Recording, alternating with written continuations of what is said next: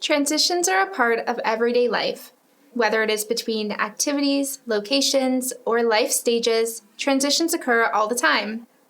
Individuals diagnosed with autism spectrum disorder, or ASD, may have increased challenges with transitions. Transitions can be unexpected, unpredictable, and they may require one to wait, tolerate, and problem solve. Sometimes, when a transition is difficult, it may result in a person engaging in a challenging behavior. However, we can support successful transitions by applying strategies to create predictability and structure for individuals. In this video, we will discuss several transitional supports and provide some ideas that you can use at home. When there are unexpected changes in routines or the environment, this may result in feelings of anxiety and stress in individuals with ASD. Experiencing these feelings can make transitions a challenge. Preparing or planning for a transition can help support individuals with ASD when there will be upcoming changes in activities, locations, or routines. It's important to plan for transitions according to an individual's needs and abilities.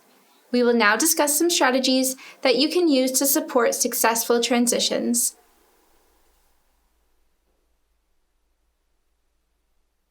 A first-then board is a visual that includes pictures, drawings, or text, which is used to provide information to your child about an expectation.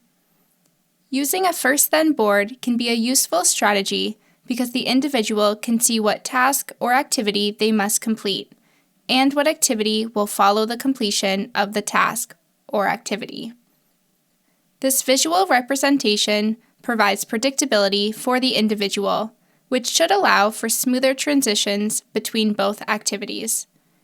It also rewards the completion of an undesired or a less preferred task with a preferred activity.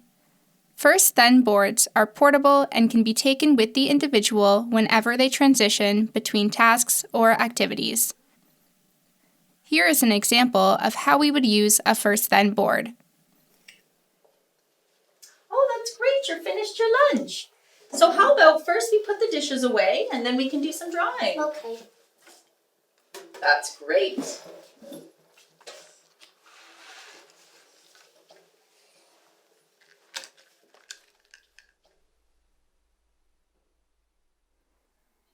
Providing advance notice about a transition can help decrease the likelihood of challenging behavior. When they are engaging in an activity, provide them with advance notice of the upcoming change approximately 2 minutes before the transition occurs. This allows the individual to process that information and may help them to prepare for the change that is about to happen. Here is an example. Serafina, in 2 minutes we'll do some homework. Okay, Mom. Okay, let's tidy up. Thanks for doing that. Yeah.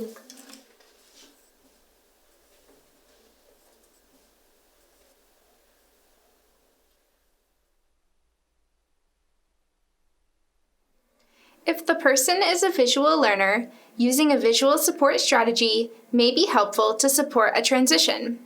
For example, a timer allows a person to see how much time is remaining in an activity before they're expected to transition to a new activity or location. Let's check this out.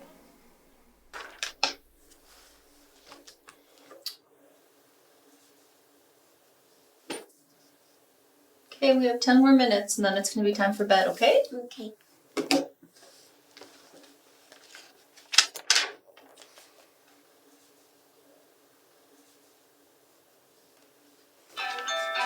Oh, time for bed. Okay, Mom. Hey, good night. No.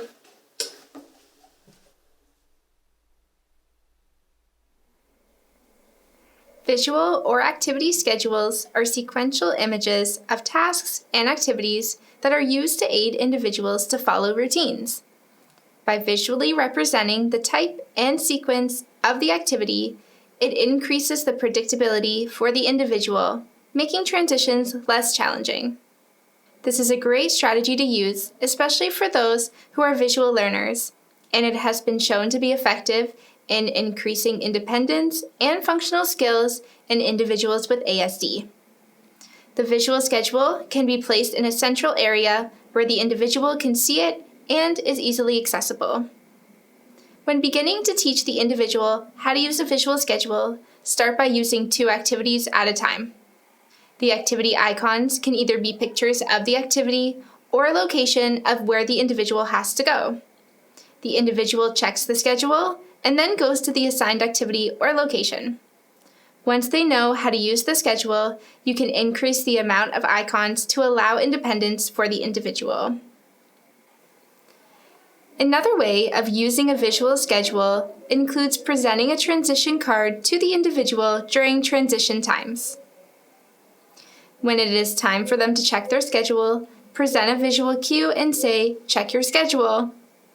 The individual should carry the transition card to their schedule and place it in a box or envelope and see which activity comes next. The transition card should be consistent to reduce confusion and allow for smooth transitions between activities. The following example will show how a visual schedule can be used.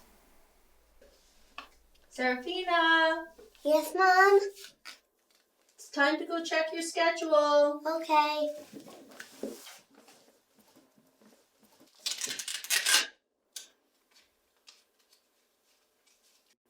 Oh, yay, puzzles.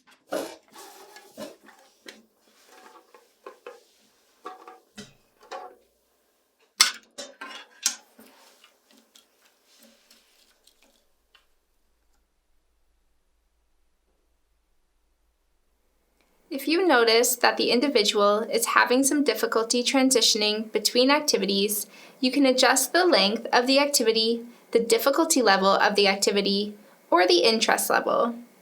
You can also strategically place the activities in a certain order where the individual must transition from a non-preferred activity to a preferred activity, and then from a preferred activity to a neutral one. This allows the individual to move gradually through the activities and relieve some transitioning challenges.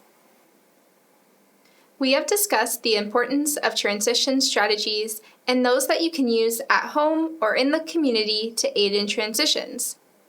For more information about transition strategies or to learn more about our services, visit lrcss.com.